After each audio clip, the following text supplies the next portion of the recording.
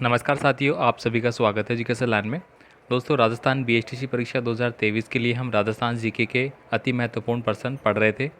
दोस्तों, इससे पहले वाले वीडियो में हमने 25 प्रश्न देख लिए थे और इस वीडियो में बाकी 25 प्रश्न अब वो देखने वाले हैं। दोस्तों, ये पेपर आपका 18 का है और 18 के बेस पे हम पूरा यहाँ पे रीड कर रहे हैं।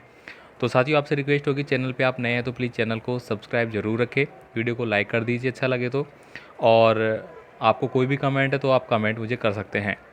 तो चलिए दोस्तों, बाकी रिमेनिंग जो 25 क्वेश्चन थे इंपॉर्टेंट वो भी हम देख लेते हैं।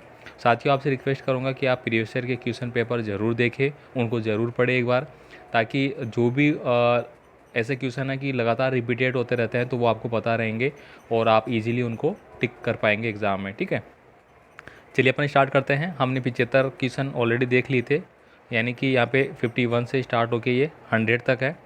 अब हम देखेंगे 76 नंबर के क्वेश्चन से। तो यहाँ पे दोस्तों 76 नंबर का क्वेश्चन है, बाला किला कहाँ पे स्थित है। तो इसमें आपका जो सही आंसर है वो ऑप्शन नंबर सी हो जाएगा, अलवर में स्थित है। राजस्थान में सबसे लंबे समय तक रहने वाले कितने मुख्यमंत्री पद पर कार्य किया है। मतलब ऐसा कौन सा मुख्यमंत्री था जिसने कि सबसे लंबे कार्यकाल तक राजस्थान का मुख्यमंत्री के रूप में कार्य किया है। तो वो कौन थे दोस्तों, आपके मोहनलाल सुखाड़िया। ठीक है, ऑप्शन नंबर डी आपका सही आंसर होगा।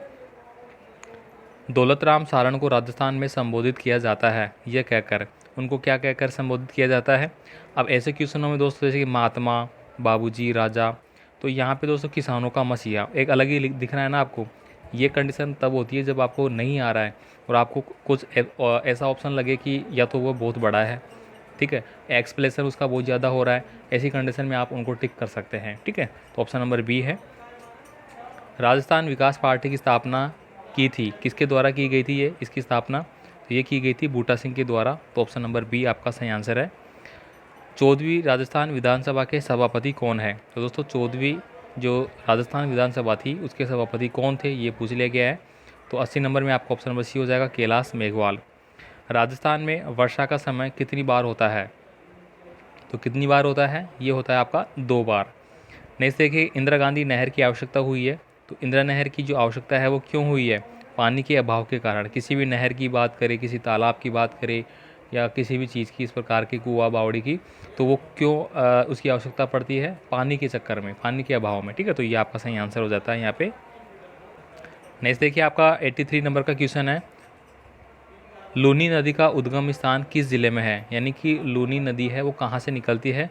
तो दोस्तों ये कहाँ से निकलती है आपकी, ये निकलेगी आपकी अजमेर से। ठीक है, अजमेर जो आपका है, अजमेर का जो नाग पहाड़ है वहाँ से निकलती है। ठीक है, इसके बाद देखिए, प्रसिद्ध चांद बावड़ी है वो स्थित है, प्रसिद्ध चांद बावड़ी है वो कहाँ पे स्थित है। तो ये आपको पता है, ये दौसा में है। तो ऑप्शन नंबर डी है वो आपका सही आंसर हो जाता है। इसके बाद देखिए, अगला क्वेश्चन जो आपका है, राजस्थान में किस शहर को नीला शहर कहा जाता है।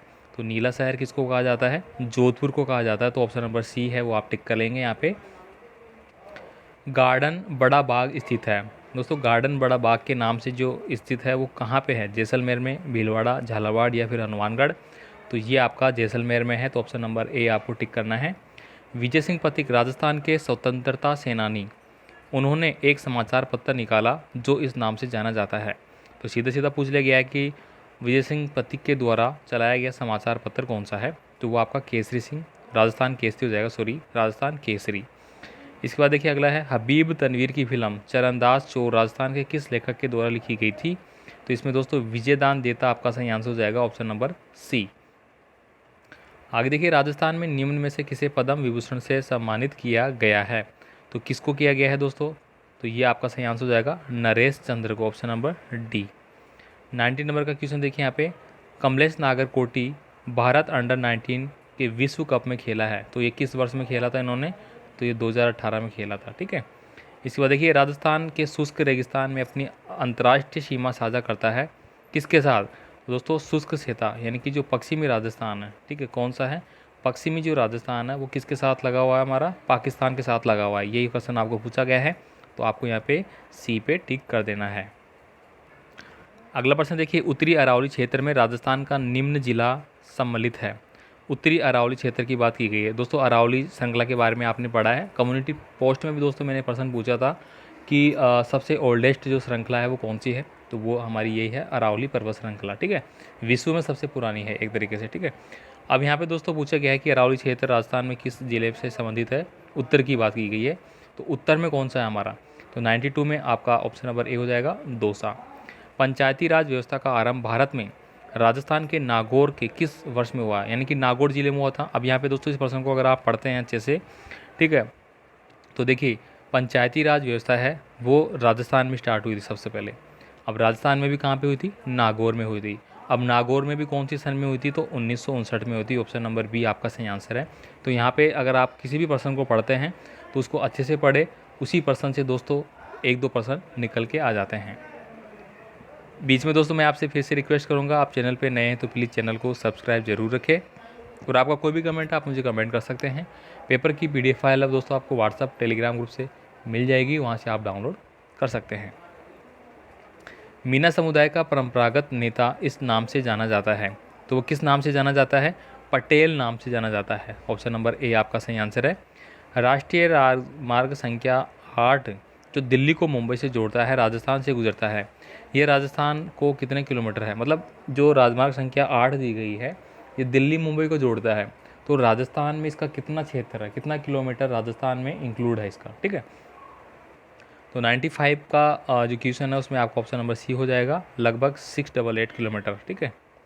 इसके बाद देखिए राजस्थान में केंद्रीय विश्वविद्यालय की स्थापना किस वर्ष में हुई थी। तो दोस्तों ये प्रश्न पहले भी आ चुका है, वेरी वेरी इंपॉर्टेंट है, बहुत सारी परीक्षाओं में ये BSTC में तो आ ही रखा है।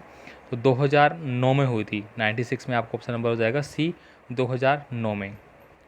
वर्ष 2017 का साहित्य अकादमी दिल्ली का राजस्थानी का पुरस्कार किसे मिला है। तो 2017 में दोस्तों जो साहित्य अकादमी पुरस्कार था, इस बार दोस्तों आपको 2020, 21, 22 में पूछा जाएगा, इस बात का आप ध्यान रखना। उस समय किसको मिला था ये, तो 97 में आपका ऑप्शन नंबर डी हो जाएगा, नीरज डालिया को। वनस्थली विद्यापीठ की स्थापना किस वर्ष में हुई थी, ये इंपॉर्टेंट हो गया दोस्तों। वनस्थली विद्यापीठ की स्थापना है वो कौन सी में हुई थी, ऑप्शन नंबर बी 1935 में, ठीक है, इसमें 1935 में हुई थी ये।